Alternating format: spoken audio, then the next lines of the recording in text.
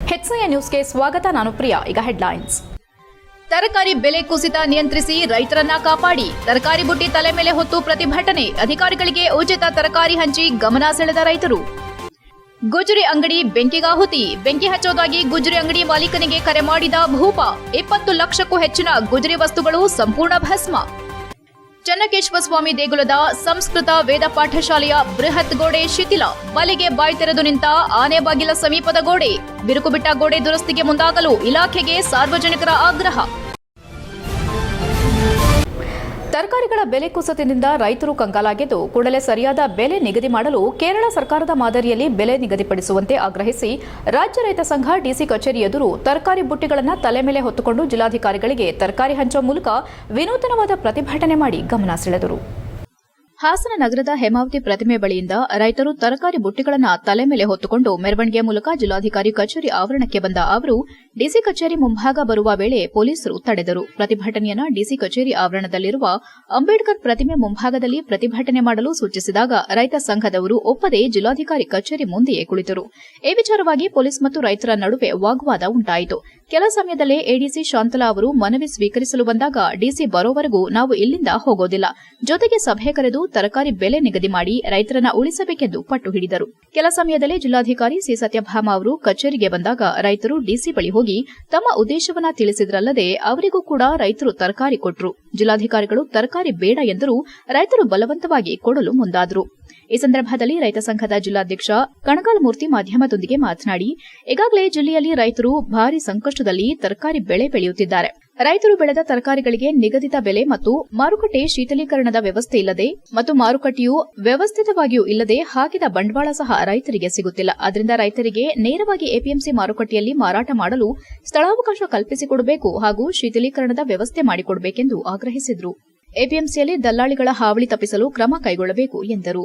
ರೈತರ ಕಟ್ಟೆ ಹತ್ತಿರ ದಲ್ಲಾಳಿಗಳ ನಾಮಫಲಕ ತೆಗೆಸಬೇಕು, ರೈತರಿಂದ ತೆಗೆದುಕೊಳ್ಳುವ ಕಮಿಷನ್ ರದ್ದಾಗಬೇಕು ಮತ್ತು ತರಕಾರಿ ದರವನ್ನು ಅಧಿಕಾರಿಗಳು ಮತ್ತು ರೈತರ ಸಮ್ಮುಖದಲ್ಲಿ ನಿಗದಿಪಡಿಸಬೇಕು. ತರಕಾರಿ ಕಟ್ಟೆ ಆವರಣದಲ್ಲಿ ಸಹಾಯವಾಣಿ ತೆರೆದು ರೈತರಿಗೆ ತೊಂದರೆಯಾದರೆ ಯಾವ ಸಂದರ್ಭದಲ್ಲೂ ತಕ್ಷಣವೇ ಅಧಿಕಾರಿಗಳು ರೈತರ ನೆರವಿಗೆ ಬರಬೇಕೆಂದು ಆಗ್ರಹಿಸಿದರು. ಇನ್ನು ಡಿಸಿ ಅವರು ಸಭೆ ಕರೆದು ಮಾತನಾಡುವವರೆಗೂ ಇಲ್ಲಿಂದ ಹೋಗುವುದಿಲ್ಲ ಎಂದು ಪಟ್ಟು ಹಿಡಿದರು. ರೈತರಾದ ಪ್ರಕಾಶ್ ಮಾತನಾಡಿ, ಪದವೀಧರನಾದರೂ ರೈತನಾಗಿ ಬೆಳೆ ಬೆಳೆದು ನಾವು ಜೀವನ ಸಾಗಿಸುತ್ತಿದ್ದೇವೆ. ಕಾಡು ಪ್ರಾಣಿ ಹಾವಳಿ ಇದ್ರೂ ಕಷ್ಟಪಟ್ಟು ಬೆಳೆ ಬೆಳೆಯುತ್ತಿದ್ದೇವೆ. ಇಲ್ಲಿ ಸೋರೆಕಾಯಿ ಬೆಳೆದಿದ್ದು ಈಗ ಕೆಜಿಗೆ 50 ಪೈಸೆಗೂ ಕೊಳ್ಳುತ್ತಿಲ್ಲ. ನಮ್ಮ ರೈತರಿಗೆ ಮಾರುಕಟ್ಟೆಯಲ್ಲಿ ಸ್ಥಳಾವಕಾಶ ಮಾಡಿಕೊಡಬೇಕು, ಜೊತೆಗೆ ಬೆಂಬಲ ಬೆಲೆ ನಿಗದಿ ಮಾಡಿಕೊಡಬೇಕೆಂದು ಮನವಿ ಮಾಡಿದರು. ಪ್ರತಿಭಟನೆಯಲ್ಲಿ ರೈತ ಸಂಘದ ಬಿಟ್ಟಗೌಡನಹಳ್ಳಿಯ ಮಂಜು, ದೇವರಾಜಪುರದ ಮಲ್ಲೇಶ್, ತೇಜೂರು ಆನಂದ್, ಯತೀಶ್, ಮಂಜಣ್ಣ, ಶೇಷಣ್ಣ, ಎಸ್ಪಿ ಕುಮಾರ್, ಲಕ್ಷ್ಮಣ್, ರಮೇಶ್, ರುಕ್ಮಂಗದ ಇತರರು ಪಾಲ್ಗೊಂಡಿದ್ರು. HCI news Haasan. ಏನಿಲ್ಲ ಸ್ನೇಹಿತರೆ, ಇವತ್ತು ರೈತನ ಬೆಳೆ ಕೇಳಾರಿಲ್ಲ. ಯಾಕೆ ಇವತ್ತು ಇವ್ರ ಹತ್ರಕ್ಕೆ ನಾವು ತಂದಿದೀವ ಅಂದ್ರೆ, ವಿಧಾನಸೌಧದಲ್ಲಿ ಇದ್ ನಡೀತಾ ಇದೆ ಸೆಷನ್ ನಡೀತಾ ಇರ್ಬೇಕಾದ್ರೆ ಅವ್ರು 224 ಜನ ಅಸಾಮಿಗಳು ಗೆದ್ದೋದವರು ಕೈ ಹಿಂಗ್ ಪಟ್ಕೇತಾರೆ ಸಂಬಳ ಜಾಸ್ತಿ ಮಾಡ್ಕೊಳಕ್ಕೆ. ರೈತನ ಬೆಳೆ ಏನಾಯ್ತು ಅಂತ ಮಾತಾಡಿಲ್ಲ. ಇವತ್ತಾರ ಮಾತಾಡ್ತಾರ ಅಂತ ಹೇಳಿ ಮೀಡಿಯಾ ಮುಖಾಂತರ ಮತ್ತೆ DCR ಮುಖಾಂತರ ತರಕಾರಿಯ ರೈತ ಬೆಳೆದಂತ ಬೆಳೆಗೆ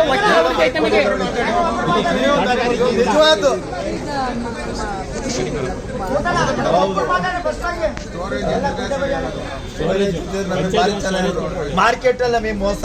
ಮಾರ್ಕೆಟ್ ಮಾರ್ಕೆಟ್ ಅಲ್ಲಿ ಎಲ್ಲ ಬೆಲೆ ಮಾಡೋರು ಅವರು 10 ರೂಪಾಯಿ ಕಮಿಷನ್ ತಗೊಂಡ್ರೆ 110 ರೂಪಾಯಿ. ನಾವು ಒಂದ್ ಚೀಲ ರೈತ 500. ಕದ್ದಮಾಲನ ವ್ಯಾಪಾರ ಮಾಡುವಂತೆ ಸೋಮವಾರ ಮಧ್ಯಾಹ್ನದ ವೇಳೆ ಬಂದ ವ್ಯಕ್ತಿ ಒತ್ತಾಯ ಮಾಡಿದ್ದು, ಕದ್ದಮಾಲಾಗಿದ್ದರಿಂದ ವಸ್ತುಗಳನ್ನು ಕೊಂಡುಕೊಳ್ಳಲು ಗುಜರಿ ಮಾಲೀಕ ಹಿಂದೇಟು ಹಾಕಿದ್ರು. ಆಕ್ರೋಶಗೊಂಡ ವ್ಯಕ್ತಿ ನಂತರ ರಾತ್ರಿ ಗುಜರಿ ಅಂಗಡಿ ಮುಂದೆ ನಿಂತುಕೊಂಡು ಬೆಂಕಿ ಹಚ್ಚೋದಾಗಿ ಮಾಲೀಕನಿಗೆ ಕರೆ ಮಾಡಿ ಈ ಕೃತ್ಯ ನಡೆಸಿದ ಪರಿಣಾಮ ಗುಜರಿ ಅಂಗಡಿ ಸಂಪೂರ್ಣವಾಗಿ ಹೊತ್ತಿ ಉರಿದ ಘಟನೆ ತಡರಾತ್ರಿ ನಡೆದಿದೆ. ಹಾಸನ ನಗರದ ಸುಬೇದಾರ್ ನಾಗೇಶ್ ವೃತ್ತ, ರಿಂಗ್ ರಸ್ತೆ, ಸಾಲ್ಗಾಮೆ ರಸ್ತೆಗೆ ಹೊಂದಿಕೊಂಡಂತಿರುವ ನದೀಂ ಪಾಷಾ ಎಂಬುವವರಿಗೆ ಸೇರಿದ ಗುಜರಿ ಅಂಗಡಿಯೇ ಬೆಂಕಿಗೆ ಆಹುತಿಯಾಗಿದೆ. ಸೋಮವಾರದಂದು ವ್ಯಕ್ತಿಯೋರ್ವ ಕದ್ದ ಮಾಲನ್ನ ತಂದು ಮಾರಲು ಬಂದಿದ್ದಾನೆ. ನಾವು ಇಂತಹ ಮಾಲನ್ನ ಕೊಂಡುಕೊಳ್ಳೋದಿಲ್ಲ ಎಂದು ನದೀಂ ಪಾಷಾ ಅವರಿಗೆ ಹೇಳುವಾಗ ಕೆಲ ಸಮಯ ಮಾತಿನ ಚಕಮಕಿ ನಡೆದಿದೆ. ಎಂದಿನಂತೆ ರಾತ್ರಿ ಗುಜರಿ ಅಂಗಡಿ ಬಾಗಿಲು ಹಾಕಿಕೊಂಡು ಮನೆಗೆ ಹೋಗಿದ್ದು, ನಂತರದಲ್ಲಿ ರಾತ್ರಿ ಸುಮಾರು 11 ರಿಂದ 12 ಗಂಟೆ ಸಮಯದಲ್ಲಿ ಮಾರಲು ತಂದಿದ್ದ ವ್ಯಕ್ತಿ ಗುಜರಿ ಅಂಗಡಿ ಮುಂದೆ ನಿಂತು ಅಂಗಡಿ ಮುಂದೆ ಹಾಕಲಾಗಿರುವ ಮೊಬೈಲ್ ಸಂಖ್ಯೆಗೆ ಕರೆ ಮಾಡಿದ್ದಾನೆ. ನೀನು ನನ್ನ ಮಾಲನ್ನ ತೆಗೆದುಕೊಂಡಿಲ್ಲ, ಅದಕ್ಕೆ ನಿನ್ನ ಗುಜರಿ ಅಂಗಡಿಗೆ ಬೆಂಕಿ ಹಾಕ್ತೇನೆ ಎಂದು ಹೇಳಿಯೇ ಬೆಂಕಿ ಹಾಕಿದ್ದಾನೆ. ನಂತರದಲ್ಲಿ ಎದುರಿದ್ದ ಅಂಗಡಿ ಮಾಲೀಕರು ಅಗ್ನಿಶಾಮಕ ದಳಕ್ಕೆ ಕರೆ ಮಾಡಿದ್ದು ಬರುವಷ್ಟರಲ್ಲಿ ಬೆಂಕಿ ಆಗಲೇ ಎಲ್ಲೆಡೆ ಆವರಿಸಿತ್ತು. ಕೇವಲ ಒಂದು ಅಗ್ನಿಶಾಮಕ ದಳ ನೀರು ಹಾಕಿ ಬೆಂಕಿ ನಂದಿಸಲು ಹರಸಾಹಸ ಪಡಬೇಕಾಯಿತು. ನೀರು ಖಾಲಿಯಾದ ಮೇಲೆ ಖಾಸಗಿ ನೀರಿನ ಟ್ರ್ಯಾಕ್ಟರ್ ಮೂಲಕ ಪೊಲೀಸರು ಬೆಂಕಿ ಹಾರಿಸಲು ಮುಂದಾದ್ರು. ಸತತವಾಗಿ 4 ಗಂಟೆಗೂ ಹೆಚ್ಚು ಕಾಲ ಕಾರ್ಯಾಚರಣೆ ನಡೆಸಿ ಬೆಂಕಿ ನಂದಿಸಲು ಮುಂದಾದ್ರು. ಬೆಂಕಿ ರಭಸಕ್ಕೆ ಪಕ್ಕದಲ್ಲಿ ಇದ್ದ ಮಾರುತಿ ಮೋಟೋ ವಿವೋಸಿ ಸರ್ವಿಸ್ ಸೆಂಟರ್ ಮಳಿಗೆ ಕೂಡ ಸುಟ್ಟು ಹೋಗಿದೆ. ಇನ್ನು ಅಕ್ಕಪಕ್ಕದಲ್ಲಿದ್ದ ಅನೇಕ ಮನೆಗಳ ಗಾಜುಗಳು ಒಡೆದು ಗೋಡೆಗಳು ಕರಕಲಾಗಿವೆ. ಮಾಲೀಕ ನದೀಂ ಪೆನ್ಷನ್ ಮೊಹಲ್ಲಾ ಪೊಲೀಸ್ ಠಾಣೆಗೆ ದೂರು ನೀಡಿದ್ದಾರೆ. ಗುಜರಿ ಅಂಗಡಿ ಮಾಲೀಕ ನದೀಂ ಪಾಷಾ ಅವರ ಸಹೋದರ ಅರ್ಬಾಜ್ ಪಾಷಾ ಮಾಧ್ಯಮದೊಂದಿಗೆ ಮಾತನಾಡಿ, ಯಾರೋ ರಾತ್ರಿ ಕರೆ ಮಾಡಿ ಈ ರೀತಿ ಬೆಂಕಿ ಹಚ್ಚುತ್ತಿರೋದಾಗಿ ಹೇಳಿ ಬೆಂಕಿ ಹಚ್ಚಿದ್ದಾರೆ. ಸೋಮವಾರ ಕೆಲ ವಸ್ತುಗಳನ್ನು ಮಾರಾಟ ಮಾಡಲು ತಂದಿದ್ದು ಅಂತಹ ಮಾಲುಗಳನ್ನು ನಾವು ಕೊಂಡುಕೊಳ್ಳೋದಿಲ್ಲ ಎಂದು ವಾಪಸ್ ಕಳುಹಿಸಿದ್ದೆವು. ಕದ್ದ ಮಾಲಿನ ಪಾರ್ಟಿ ಕೂಡ ಹೊಡೆದು ಆತನನ್ನ ಕರೆದುಕೊಂಡು ಹೋಗಿದ್ರು. ನಾವು ರಾತ್ರಿ ಸುಮಾರು 8:30 ವೇಳೆಗೆ ಗುಜರಿ ಅಂಗಡಿ ಬಾಗಿಲು ಮುಚ್ಚಿ ಹೋಗಿದ್ದೆವು. ಇದಾದ ನಂತರ ರಾತ್ರಿ 12 ಗಂಟೆ ಒಳಗೆ ಕಾಲ್ ಮಾಡಿ ಬೆಂಕಿ ಇಡುತ್ತಿರೋದಾಗಿ ಹೇಳಿ ಬೆಂಕಿ ಇಟ್ಟಿದ್ದಾನೆ ಎಂದರು.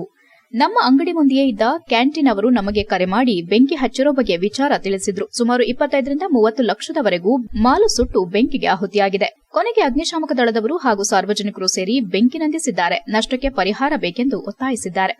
HCN news Haasan.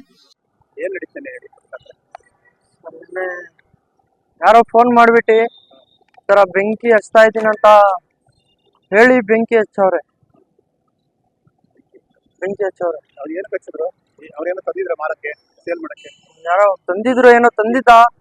ನಾವು ಆ ತರ ಮಾಲ್ ತಗೊಳಲ್ಲ ಅಂತ ವಾಪಸ್ ಕಳಿಸ್ತಾ ಇದ್ರು.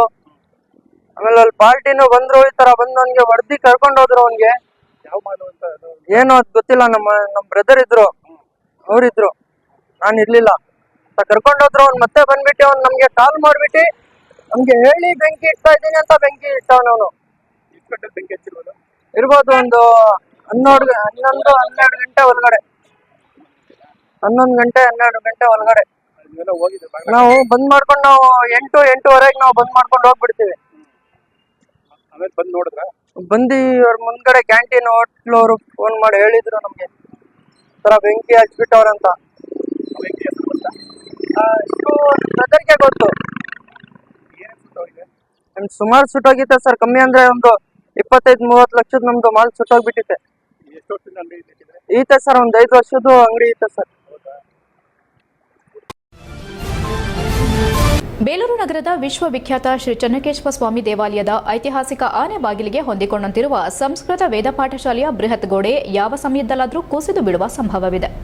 ದೇವಾಲಯದ ಐತಿಹಾಸಿಕ ಆನೆ ಬಾಗಿಲಿಗೆ ಹೊಂದಿಕೊಂಡಿರುವ ಸಂಸ್ಕೃತ ವೇದ ಪಾಠಶಾಲೆಯ ಬೃಹತ್ ಗೋಡೆ ಬಾಯಿ ತೆರೆದು ನಿಂತಿದೆ. ಪ್ರತಿನಿತ್ಯ ಸಾರ್ವಜನಿಕರು ದೇಶ ವಿದೇಶದ ಪ್ರವಾಸಿಗರು ದೇವಾಲಯಕ್ಕೆ ಭೇಟಿ ನೀಡುತ್ತಿದ್ದು, ಐತಿಹಾಸಿಕ ಆನೆ ಬಾಗಿಲಿನ ಸಮೀಪವಿರುವ ಪಾಠಶಾಲೆಯ ಗೋಡೆ ಸಂಪೂರ್ಣ ಬಿರುಕಿನಿಂದ ಕೂಡಿದ್ದು, ಸಂಬಂಧಪಟ್ಟ ಕೇಂದ್ರ ಪುರಾತತ್ವ ಇಲಾಖೆ, ರಾಜ್ಯ ಮುಜರಾಯಿ ಇಲಾಖೆ ನಿರ್ಲಕ್ಷ್ಯದಿಂದ ಸಾರ್ವಜನಿಕರು ಉಸಿರು ಚೆಲ್ಲಬೇಕಾಗುತ್ತದೆ. ಕಾರಣ, ಆನೆ ಬಾಗಿಲಿನ ಬಳಿ ಸಾರ್ವಜನಿಕರು, ಪ್ರವಾಸಿಗರು ನೆರಳಿನಿಂದ ಕೂಡಿದ ಕಾರಣ ವಿಶ್ರಾಂತಿಗೆಂದು ಕೂರುತ್ತಿದ್ದು, ಕೆಲವರು ನಿದ್ರೆಗೆ ಜಾರುತ್ತಾರೆ. ಈ ಸಂದರ್ಭದಲ್ಲಿ ಏನಾದರೂ ಗೋಡೆ ಕುಸಿದು ಬಿದ್ರೆ ಅಮಾಯಕರು ಬಲಿಯಾಗ್ತಾರೆ. ಇತ್ತೀಚೆಗಷ್ಟೇ ಬೇಲೂರಿನ ಬಸ್ ನಿಲ್ದಾಣದ ಸಮೀಪ ಹಳೆ ಕಟ್ಟಡದ ಸಜ್ಜ ಕುಸಿದು ಸ್ಥಳದಲ್ಲಿಯೇ 2 ಸಾವನ್ನಪ್ಪಿದ್ದು, ಹಲವು ದಿನಗಳ ನಂತರ ಗಾಯಗೊಂಡಿದ್ದ ಮಹಿಳೆ ಒಬ್ಬರು ಆಸ್ಪತ್ರೆಯಲ್ಲಿ ನಿಧನರಾಗಿದ್ದು, ಎಚ್ಚೆತ್ತುಕೊಳ್ಳದ ಜನಪ್ರತಿನಿಧಿಗಳು, ಸಂಬಂಧಪಟ್ಟ ಇಲಾಖೆಗಳು ಯಾವುದೇ ಮುಂಜಾಗ್ರತೆ ಕ್ರಮಕ್ಕೆ ಮುಂದಾಗುತ್ತಿಲ್ಲ.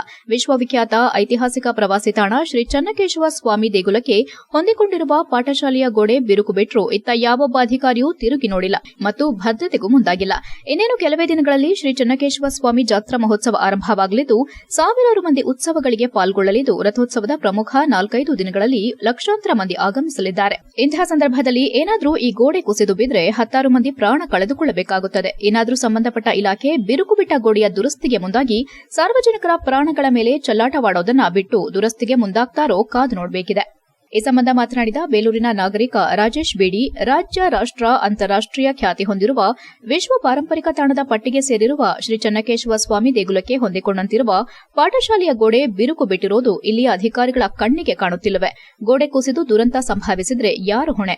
ಸಂಬಂಧಪಟ್ಟ ಇಲಾಖೆಗಳು ದುರಂತ ಸಂಭವಿಸುವ ಮೊದಲೇ ಗೋಡೆಯನ್ನು ತೆರವುಗೊಳಿಸಿ ದುರಸ್ತಿಗೆ ಮುಂದಾಗಬೇಕು. ಬೇಲೂರಿನ ದೇವಾಲಯ ವೀಕ್ಷಣೆಗೆ ಬರುವ ಪ್ರವಾಸಿಗರು ಆನೆ ಬಾಗಿಲಿನ ಆವರಣದಲ್ಲಿ ವಿಶ್ರಾಂತಿಗೆ ಈ ಸ್ಥಳದಲ್ಲೇ ಕೂರೋದು, ನಿದ್ರಿಸೋದು ಪ್ರತಿನಿತ್ಯ ಸಾಮಾನ್ಯವಾಗಿದ್ದು, ಗೋಡೆ ಕುಸಿದು ಬಿದ್ರೆ ಉಸಿರು ಚೆಲ್ಲಬೇಕಾಗುತ್ತದೆ. ಜನರ ಜೀವದ ಜೊತೆ ಚೆಲ್ಲಾಟವಾಡೋದನ್ನ ಬಿಟ್ಟು ಸಂಬಂಧಪಟ್ಟವರು ಆದಷ್ಟು ಬೇಗ ದುರಸ್ತಿಗೆ ಮುಂದಾಗಬೇಕೆಂದು ಆಗ್ರಹಿಸಿದರು. HCN news, Belur. ವಿಶ್ವವಿಖ್ಯಾತ ವಿಖ್ಯಾತ ಬೇಲೂರು ಶ್ರೀ ಚೆನ್ನಕೇಶ್ವರ ದೇವಸ್ಥಾನದ ಸಮೀಪದಲ್ಲಿ ನಾವು ಇದ್ದೀವಿ ಅಂತ ಹೇಳ್ಕೊಳ್ಳೋಕ್ಕೆ ನಮಗೆ ನಾಚಿಕೆ ಆಗುತ್ತೆ. ಕಾರಣ ಏನು ಅಂತಂದರೆ, ಆನೆ ಬಾಗಿಲಿಗೆ ಹೊಂದಿಕೊಂಡಿರುವಂಥ ಪಾಠಶಾಲೆ ಏನಿದೆ, ಇಲ್ಲಿ ಗೋಡೆ ಕುಸಿದು ಅದು ಕೆಳಗಡೆ ಬೀಳ್ತಾ ಇದೆ. ಇದ್ರ ಬಗ್ಗೆ ಯಾವುದೇ ಅಧಿಕಾರಿಗಳು ಸೂಕ್ತ ಕ್ರಮ ಕೈಗೊಳ್ತಾ ಇಲ್ಲ. ಇದ್ರ ಬಗ್ಗೆ ಯಾವುದೇ ಅಧಿಕಾರಿಗಳು ಸೂಕ್ತ ಕ್ರಮ ಕೈಗೊಳ್ತಾ ಇಲ್ಲ. ದಯವಿಟ್ಟು ಅಧಿಕಾರಿಗಳು ಸೂಕ್ತ ಕ್ರಮ ಕೈಗೊಂಡು ಇಲ್ಲಿ ಪ್ರವಾಸಿಗರು, ಆಮೇಲೆ ಸ್ಥಳೀಯರು ಇಲ್ಲಿ ವಿಶ್ರಾಂತಿ ಪಡೆಯಿರ್ತಾರೆ, ನೆರಳಿದೆ ಅನ್ನೋಕ್ಕೋಸ್ಕರ. ಆದ್ರೂ ಯಾವುದೇ ಕ್ರಮ ಕೈಗೊಳ್ತಾ ಇಲ್ಲ ಅಧಿಕಾರಿಗಳು. ಇಲ್ಲಿ ಗೋಡೆ ಕುಸಿತಾ ಇದೆ. HCI ನ್ಯೂಸ್ನಲ್ಲಿ ಈಗ ಒಂದು ಪುಟ್ಟ ಬ್ರೇಕ್.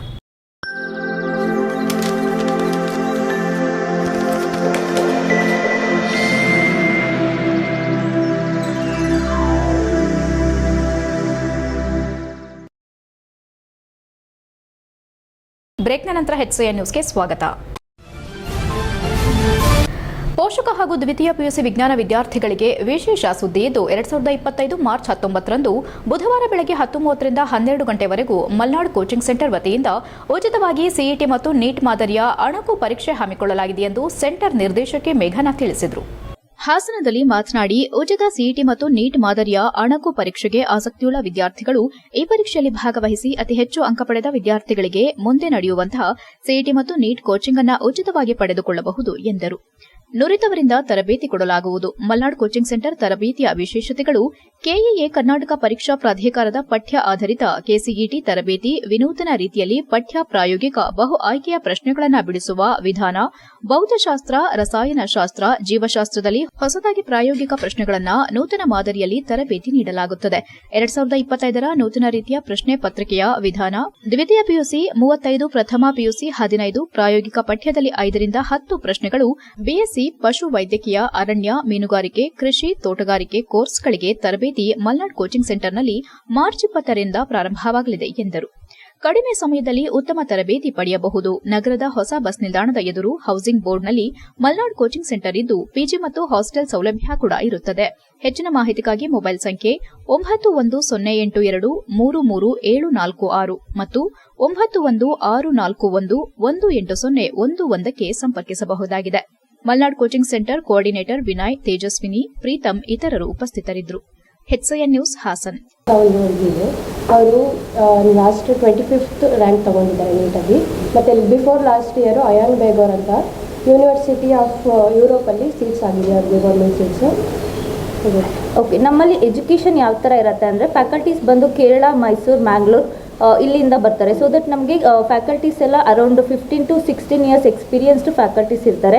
ಸೊ ಎಜುಕೇಷನ್ ಯಾವ ಥರ ಇರುತ್ತೆ ಅಂದರೆ, ಡೈಲಿ ಕ್ಲಾಸಸ್ ಇರುತ್ತೆ. ಏನು ನಮಗೆ 20th classes, regular classes start ಆಗುತ್ತೆ. So 20th morning 9 to evening 5 o'clockವರೆಗೂ ಕ್ಲಾಸಸ್ ಇರುತ್ತೆ. ಸೊ ಆ್ಯಕ್ಚುಲ್ ಕ್ಲಾಸ್ ಬಂದು ಮಾರ್ನಿಂಗ್ 9 to 4 o'clock ಇರುತ್ತೆ. ಸೊ ಆಫ್ಟರ್ 4 to 5 ನಮಗೆ ಡೈಲಿ ಟೆಸ್ಟ್ ಕೊಡ್ತಾರೆ. ಸೊ ಹಾರ್ಡ್ಲಿ ನಮಗೆ ಈಗ ಕೋಚಿಂಗ್ ಬಂದುಬಿಟ್ಟು ಕಡಿಮೆ ಟೈಮ್ ಇರೋದ್ರಿಂದ ಸೊ ಹಾರ್ಡ್ಲಿ 1 month ಕೋಚಿಂಗ್ ಸಿಗ್ತಾ ಇದೆ. ಸೊ 1 monthಲ್ಲಿ ನಮಗೆ ಇರೋ ಸಿಲೆಬಸ್ನ ಕಂಪ್ಲೀಟ್ ಮಾಡಿ ಮತ್ತು ರಿವಿಷನ್ಗೆ ಟೈಮ್ ಸಿಗಲ್ಲ. ಸೊ ಆ ಥರ ಯಾವ ಥರ ಪ್ಲ್ಯಾನ್ ಮಾಡ್ಕೊಂಡಿದ್ದೀವಿ ಅಂತ ಹೇಳಿದ್ರೆ, ಮಾರ್ನಿಂಗ್ 9 to 4 ರೆಗ್ಯುಲರ್ ಕ್ಲಾಸಸ್ ಇರುತ್ತೆ. ಆ್ಯಂಡ್ ಪ್ರೀವಿಯಸ್ ಡೇ ಏನು ಕ್ಲಾಸಸ್ ಇರುತ್ತೆ ಅದನ್ನು ನೆಕ್ಸ್ಟ್ ಡೇ ಟೆಸ್ಟ್ ಕೊಡ್ತಾರೆ. ಏನು 4 to 5 ಟೈಮಿಂಗ್ಸ್ ಇರುತ್ತೆ. ಅದರಲ್ಲಿ ಪ್ರೀವಿಯಸ್ ದಿವಂಗತ ಪುನೀತ್ ರಾಜ್ಕುಮಾರ್ ಅಭಿಮಾನಿ ಬಳಗದಿಂದ 50ನೇ ವರ್ಷದ ಹುಟ್ಟುಹಬ್ಬವನ್ನು ಆಲೂರು ತಾಲೂಕಿನ ಕಾಮತಿ ಗ್ರಾಮದ ಯುವಕರು ಹಾಗೂ ಗ್ರಾಮಸ್ಥರಿಂದ ಪುನೀತ್ ಹುಟ್ಟುಹಬ್ಬ ಆಚರಿಸಲಾಯಿತು. ಪುನೀತ್ ರಾಜ್ಕುಮಾರ್ ಅವರ ಭಾವಚಿತ್ರಕ್ಕೆ ಪುಷ್ಪ ನಮನ ಸಲ್ಲಿಸಿ ಕೇಕ್ ಕತ್ತರಿಸಿ ಸಡಗರ ಸಂಭ್ರಮದಿಂದ ಆಚರಿಸಿದ್ರು. ಈ ಸಂದರ್ಭದಲ್ಲಿ ಪುನೀತ್ ಅಭಿಮಾನಿ ವಿನೋದ್ ಮಾತನಾಡಿ, ನಮ್ಮ ನೆಚ್ಚಿನ ನಟನ ಹುಟ್ಟುಹಬ್ಬವನ್ನು ಅದ್ದೂರಿಯಾಗಿ ಆಚರಿಸುವ ಖುಷಿ ಪುನೀತ್ ಅಭಿಮಾನಿಗಳದ್ದಾಗಿತ್ತು. ಆದರೆ ಈಗ ದೈಹಿಕವಾಗಿ ಪುನೀತ್ ನಮ್ಮ ಜೊತೆಗಿಲ್ಲ. ಹಾಗಂತ ಅಭಿಮಾನಿಗಳು ತಮ್ಮ ನೆಚ್ಚಿನ ನಟನ ಹುಟ್ಟುಹಬ್ಬವನ್ನು ಆಚರಿಸದೆ ದೂರ ಇರುವವರಲ್ಲ. ಅವರು ಸಮಸ್ತ ಕನ್ನಡಿಗರ ಮನಸ್ಸಿನಲ್ಲಿ ಅಜರಾಮರವಾಗಿ ಅಚ್ಚಳಿಯದೆ ಉಳಿದಿದ್ದಾರೆ ಎಂದರು. ಗ್ರಾಮಸ್ಥರಾದ ಮಂಜುನಾಥ್ ಮಾತನಾಡಿ, ಪುನೀತ್ ರಾಜ್ಕುಮಾರ್ ಬದುಕಿದಾಗ ಸಾಕಷ್ಟು ಸಾಮಾಜಿಕ ಕಾರ್ಯಗಳನ್ನು ಸದ್ದಿಲ್ಲದೆ ಮಾಡಿದ್ದಾರೆ. ಅವರು ಮಾಡಿದ ಕಾರ್ಯಗಳು, ಸಹಾಯಗಳು ಅವರ ಸಾವಿನ ನಂತರ ಒಂದೊಂದಾಗಿಯೇ ಜನರ ಮುಂದೆ ಬಂದಿದೆ. ತಾವು ಮಾಡಿದ ಸಹಾಯವನ್ನ ಕೊನೆವರೆಗೂ ಗುಟ್ಟಾಗಿಯೇ ಇಟ್ಟ ಪುನೀತ್ ಅವರ ಈ ಕಾರ್ಯ ಎಂದೆಂದಿಗೂ ಶ್ಲಾಘನೀಯ. ಮುಂದೆಯೂ ಕೂಡ ಅವರಂತೆ ಅವರ ಅಭಿಮಾನಿಗಳು ಪುನೀತ್ ಅವರ ಹೆಜ್ಜೆಯನ್ನ ಅನುಸರಿಸಲು ಮುಂದಾಗಿದ್ದಾರೆ ಎಂದರು. HCI news Alur. ಇವತ್ತಿನ ದಿನ ಡಾಕ್ಟರ್ ಪುನೀತ್ ರಾಜ್ಕುಮಾರ್ ಅವರ 50ನೇ ಹುಟ್ಟುಹಬ್ಬವನ್ನು ನಾವು ಅದ್ದೂರಿಯಾಗಿ ಕಾಮತಿ ಗ್ರಾಮದಲ್ಲಿ ನಾವು ಅದ್ದೂರಿಯಾಗಿ ಆಚರಣೆ ಮಾಡ್ತಾ ಇದ್ದೀವಿ. ವಿಶೇಷವಾಗಿ ಇವತ್ತಿನ ದಿನ ಡಾಕ್ಟರ್ ಪುನೀತ್ ರಾಜ್ಕುಮಾರ್ ಅಂತ ಹೇಳುವಾಗ ಅವರು ಬರೀ ನಟರಲ್ಲ, ಇವತ್ತಿನ ದಿನ ಎಲ್ಲ ಯುವಕರಿಗೆ ಸ್ಫೂರ್ತಿದಾಯಕವಾಗಿ ಎಲ್ಲ ರೀತಿಯಾಗಿ ಅವರನ್ನು ನಾವು ನೆನೆಸಿಕೊಳ್ಳುವಂಥ ಒಂದು ಸುಸಂದರ್ಭ. ಯಾಕೆಂದರೆ ಎಲ್ಲ ಹುಟ್ಟಿದಬ್ಬವನ್ನು ಇವತ್ತಿನ ದಿನ ನಮ್ಮ ರಾಜ್ಯಾದ್ಯಂತನೂ ಕೂಡ ಇವತ್ತು ಹುಟ್ಟಿದಬ್ಬವನ್ನು ಆಚರಣೆ ಮಾಡುವಂಥ ಒಂದು. HCI ನ್ಯೂಸ್ನಲ್ಲಿ ಈಗ ಒಂದು ಪುಟ್ಟ ಬ್ರೇಕ್. ಹಾಸನದಲ್ಲಿ 28 ವರ್ಷಗಳಿಂದ ಜನತೆಗೆ ಅತ್ಯುತ್ತಮವಾದ ವೈದ್ಯಕೀಯ ಸೇವೆಯನ್ನು ನೀಡುತ್ತಿರುವ ಹೇಮಾವತಿ ಮಲ್ಟಿಸ್ಪೆಷಾಲಿಟಿ ಹಾಸ್ಪಿಟಲ್ ಹಾಸನ.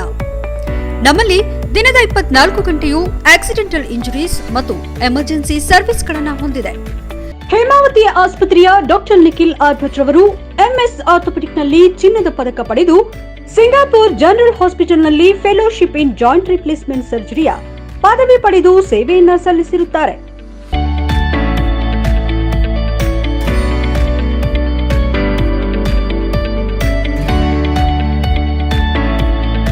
ನಮ್ಮಲ್ಲಿ ಆಂಬ್ಯುಲೆನ್ಸ್ ಸೇವೆಯೂ ಲಭ್ಯ. ಇನ್ನೇಕೆ ತಡ? ನೀವು ಯಾವುದೇ ಮೂಳೆ ಸಮಸ್ಯೆ ಹೊಂದಿದ್ದರೆ ಹಿಂದೆ ಭೇಟಿ ನೀಡಿ.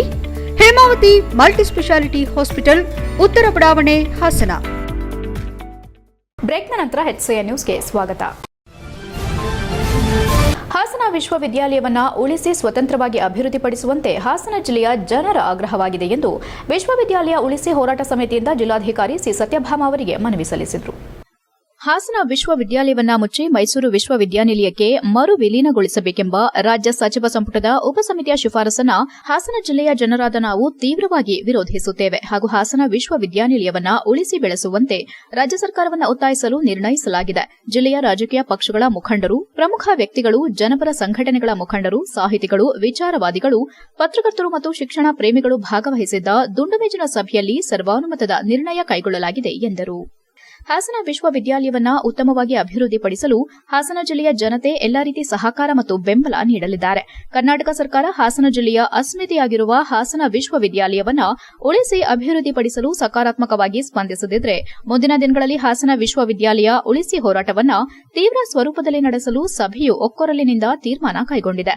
ಈ ಹಿನ್ನೆಲೆ ರಾಜ್ಯ ಸರ್ಕಾರವು ಹಾಸನ ಜಿಲ್ಲೆಯ ಜನರ ಆಶೋತ್ತರಗಳನ್ನು ಗೌರವಿಸಿ ಹಾಸನ ವಿಶ್ವವಿದ್ಯಾಲಯವನ್ನ ಉಳಿಸಿ ಸ್ವತಂತ್ರವಾಗಿ ಅಭಿವೃದ್ಧಿಪಡಿಸಬೇಕೆಂದು ಈ ಮೂಲಕ ಆಗ್ರಹಿಸುತ್ತಿದ್ದೇವೆ. ಇದೇ ವೇಳೆ ಆರ್ಪಿ ವೆಂಕಟೇಶ್ ಮೂರ್ತಿ, ಡಾ HL Mallesh Gowda, Dharmesh, Roopa Haasan, HK Sandesh, MG Prithvi, ಅಂಬುಗಾ Mallesh, ಅಗಿಲೆ Yogesh, ಚಿನ್ನೇನಹಳ್ಳಿ Swami, BE Shivaramegowda, Arvind, Kumar Gaurav, CB Venkategowda, Sameer Ahmed, Kalavati ಇತರರು ಉಪಸ್ಥಿತರಿದ್ದರು. HCI news Hassan. ಅರಸೀಕೆರೆ ತಾಲೂಕು ಗಂಡಸಿ ಹೋಬಳಿ ಹೆಗ್ಗಟ್ಟ ಗ್ರಾಮದೇವತೆ ಸಪ್ತಾಂಬಿಕಾ ದೇವಿಯ ಜಾತ್ರಾ ಮಹೋತ್ಸವ ಬಹಳ ವಿಜೃಂಭಣೆಯಿಂದ ಜರುಗಿತು. 2 ವರ್ಷಕ್ಕೊಮ್ಮೆ ನಡೆಯುವ ಜಾತ್ರೆಯು 8 ದಿನಗಳ ಕಾಲ ನಡೆದಿದ್ದು, ಶನಿವಾರ ಬೆಳಗ್ಗೆ 5 ಗಂಟೆಗೆ ಕೆಂಡೋತ್ಸವ ಮತ್ತು ಸಂಜೆ 4 ಗಂಟೆಗೆ ದೇವರ ಉತ್ಸವ, ಬಳಿಕ ರಾಜಬೀದಿಯಲ್ಲಿ ಮೆರವಣಿಗೆ ಮಾಡಲಾಯಿತು. ಭಾನುವಾರ ಮಧ್ಯಾಹ್ನ 1 ಗಂಟೆಗೆ ರಥೋತ್ಸವ ನಡೆಯಿತು. ಸಾವಿರಾರು ಸಂಖ್ಯೆಯಲ್ಲಿ ಪಾಲ್ಗೊಂಡಿದ್ದ ಭಕ್ತಾದಿಗಳು ಸಪ್ತಾಂಬಿಕಾ, ಭದ್ರಕಾಳಮ್ಮ ಮತ್ತು ದೂತರಾಯ ದೇವರುಗಳ ರಥವನ್ನ ಎಳೆಯುವ ಮೂಲಕ ಕೃಪೆಗೆ ಪಾತ್ರರಾದರು. ಬಂದ ಭಕ್ತಾದಿಗಳಿಗೆ ಅನ್ನದಾಸೋಹ ಏರ್ಪಡಿಸಲಾಯಿತು. ರಥೋತ್ಸವದ ಬಳಿಕ ದೇವಾಲಯಕ್ಕೆ ಗ್ರಾಮ ದೇವತೆಯನ್ನ ಕರೆತರಲಾಯಿತು. ಉತ್ಸವದಲ್ಲಿ ಶಾಸಕ KM ಶಿವಲಿಂಗೇಗೌಡ ದೇವರ ದರ್ಶನ ಪಡೆದು ಗ್ರಾಮಕ್ಕೆ ಆ ದೇವತೆ ಸಪ್ತಾಂಬಿಕೆ ಒಳ್ಳೆಯದನ್ನ ಮಾಡಲಿ, ಗ್ರಾಮಕ್ಕೆ ಒಳ್ಳೆ ಮಳೆ ಬೆಳೆಯಾಗಲಿ ಎಂದು ಪ್ರಾರ್ಥಿಸಿದರು. ಉತ್ಸವದಲ್ಲಿ ಪಾಲ್ಗೊಂಡ ವಿಧಾನ ಪರಿಷತ್ ಸದಸ್ಯ ಡಾ ಸೂರಜ್ ರೇವಣ್ಣ ಸಪ್ತಾಂಬಿಕೆ ದೇವಿಯ ಆಶೀರ್ವಾದ ಪಡೆದರು. ಗುಡಿಗೌಡ ಮಂಜೇಗೌಡ ಮಾತನಾಡಿ, ಅನಾದಿ ಕಾಲದಿಂದಲೂ ಈ ಗ್ರಾಮವನ್ನ ಗ್ರಾಮದೇವತೆ ಪರಿಶುದ್ಧವಾಗಿ ನೆಲೆಯಾಗಿ ರೂಪಿಸಿಕೊಂಡು ಬಂದಿದ್ದು, ಎಲ್ಲಾ ರೈತರಿಗೂ ಯಾವುದೇ ತೊಂದರೆ ಕೊಡದೆ ಒಳ್ಳೆಯದನ್ನ ಮಾಡಿಕೊಂಡು ಬಂದಿದ್ದಾರೆ ಎಂದರು. ಇದೇ ಸಂದರ್ಭದಲ್ಲಿ ಸೊಸೈಟಿ ರವಿ, ಅನಂತಕುಮಾರ್, ಗ್ಯಾರಂಟಿ ಯೋಜನೆ ಸದಸ್ಯ ಲೋಕೇಶ್, ಸೋಮಶೇಖರ್, ಅರ್ಚಕರಾದ ಬಸವರಾಜು, ಯೋಗೇಶ್, ಸಿಮೆಂಟ್ ನಾಗರಾಜ್ ಮತ್ತು ದೇವಾಲಯದ ಅಭಿವೃದ್ಧಿ ಸಮಿತಿಯ ಪ್ರಮುಖರು ಉಪಸ್ಥಿತರಿದ್ದರು. HCI news Arsikere. ಬ್ರಾಹ್ಮಣಿ, ಮಹೇಶ್ವರಿ, ಕೌಮಾರಿ, ವೈಷ್ಣವಿ, ವರಾಯಣಿ, ಇಂದ್ರಾಣಿ ಅಂತ ಸಪ್ತಮಾತ್ರಿಕೆಯರು ಅವರು ಆಶೀರ್ವಾದ ಅಂದ್ರೆ ಗ್ರಾಮಕ್ಕೆ ಭಾರಿ ನೆಮ್ಮದಿ ಕೊಟ್ಟಿದೆ. ಎಲ್ಲಾ ಜನ ಭಕ್ತಿಗಳು ಈ ಊರಲ್ಲಿ ಜಾತ್ರೆ ಖರ್ಚು ಕೇಳಿದ್ರೆ ಯಾರು ತಂದು ಕೇಳಲ್ಲ, ಅವ್ರವ್ರ ಭಕ್ತಿಗೆ ಅವರೇ ತಂದು ಕೊಡೋದೇ. ಯಾರು ಕೊಡಲ್ಲ, ತಾಯಿ ನಮ್ಮವ್ವ ಅವರಿಗೆ ಕಷ್ಟ ಕೊಡ್ತಾಳೆ, ಇಲ್ಲ ಕನಸಲ್ಲಿ ಕೊಡ್ತಾಳೆ, ಅವರೇ ತಂದು ಕೊಡ್ತಾರೆ. ಭಾರಿ ಶಕ್ತಿ ದೇವರು ವಿಜೃಂಭಣೆಯಿಂದ ನಡೆದೈತೆ. ಯಾವ ತೊಂದರೆ ಇಲ್ದಂಗೆ ಗ್ರಾಮ ದೇವತೆ ಭಾರಿ ಶ್ರೇಷ್ಠವಾಗಿ ನಡ್ಕೊಂಡಾಳೆ. ಸಪ್ತಾವತಾರದಿಂದ ಈ ಜಗತ್ತಲ್ಲಿ ಏನು ಅವತಾರ ತಾಳಿದಾಳೋ ಆ ಅವತಾರ, ಈ ಸಪ್ತಾವತಾರಗಳು ಕೂಡ ಈ ಗ್ರಾಮದಲ್ಲಿ. HCI ನ್ಯೂಸ್ನಲ್ಲಿ ಈಗ ಒಂದು ಪುಟ್ಟ ಬ್ರೇಕ್.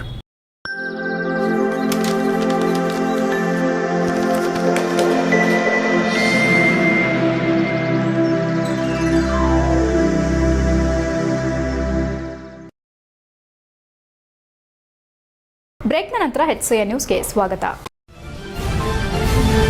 ಹಾಸನ ನಗರದಲ್ಲಿ ಗಾಂಜಾ ಡ್ರಗ್ಸ್ ಇಂಜೆಕ್ಷನ್ ಚಟುವಟಿಕೆ ನಡೆಸಲಾಗುತ್ತಿದ್ದು ಇದಕ್ಕೆ ಯುವಕರು ಹಾಳಾಗ್ತಿದ್ದಾರೆ. ಕೂಡಲೇ ಪೊಲೀಸ್ ವರಿಷ್ಠಾಧಿಕಾರಿಗಳು ಇತ್ತ ಕಡೆ ಗಮನ ಹರಿಸಿ ಒಂದು ತಂಡ ರಚಿಸಿ ತಡೆ ಹಿಡಿಯಬೇಕೆಂದು ಯಂಗ್ ಇಂಡಿಯಾ ಯೂತ್ಸ್ ಅಧ್ಯಕ್ಷ ಮೆಹರಾಜ್ ಪಾಷಾ ಮನವಿ ಮಾಡಿದರು. ಹಾಸನದಲ್ಲಿ ಮಾತನಾಡಿ, ಹಾಸನ ನಗರದ 80 ಫೀಟ್ ರಸ್ತೆ, ಚಿಕ್ಕಕಟ್ಟೆ ಫೀಲ್ಡ್, ಬಾಪೂಜಿ ಶಾಲೆ ಫೀಲ್ಡ್, ಚಿಪ್ಪಿನಕಟ್ಟೆ ಶಾಲೆ, ಗದ್ದೆಹಳ ಆವರಣದಲ್ಲಿ ಹಾಗೂ ಕೆಆರ್ ಪುರಂನಲ್ಲಿ ಗಾಂಜಾ ಡ್ರಗ್ಸ್ ಇಂಜೆಕ್ಷನ್ ಇತರೆ ಹಲವಾರು ನಶೆಯನ್ನ ಈಗಿನ ಯುವಕರು ಮಾಡುತ್ತಿದ್ದಾರೆ. ಇದನ್ನ ಕೇಳುವವರೇ ಯಾರೂ ಇಲ್ಲದಂತಾಗಿದೆ. ಹಾಸನದಲ್ಲಿ ಡ್ರಗ್ಸ್ ಎಲ್ಲಿಂದ ಯಾವಾಗ ಬರುತ್ತದೆ ಅದು ಯಾರಿಗೂ ತಿಳಿಯುತ್ತಿಲ್ಲ. ಈ ನಶೆ ಹೆಚ್ಚಾಗಿ ಹಲವು ಅಂಗಡಿಗಳು ಕಳ್ಳತನವಾಗುತ್ತಿದ್ದು ನಿಂತಿರೋ ಗಾಡಿಗಳಿಗೆ ಬೆಂಕಿ ಹಾಕ್ತಿದ್ದಾರೆ ಎಂದು ದೂರಿದ್ರು.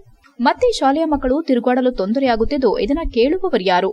ಸಾರ್ವಜನಿಕರು ಯಾರು ಮುಂದೆ ಬಂದು ದೂರು ಕೊಡುತ್ತಿಲ್ಲ. ಕಂಪ್ಲೇಂಟ್ ಮಾಡಲು ಹೋದ್ರೆ ನಮ್ಮ ಮೇಲೆ ಹರಾಸ್ಮೆಂಟ್ ಕೇಸ್ ಮಾಡಲು ಮುಂದಾಗ್ತಾರೆ ಎಂದರು.